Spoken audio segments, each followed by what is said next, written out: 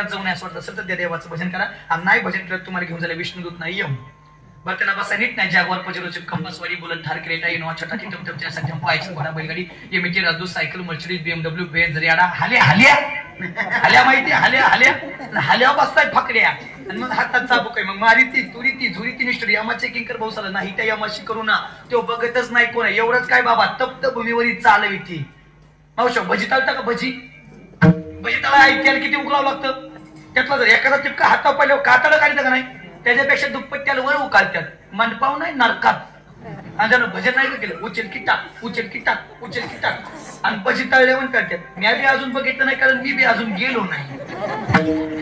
ज्या दिवशी मी जाईन त्या दिवशी मला बी कळलं किती झपकावते ती पण आम्हाला नाही आमचं दिवसातून 4-5 तास चित चाललंय पण जी भजन नाही करणार अयो लय रट्ट खाताल तुम्ही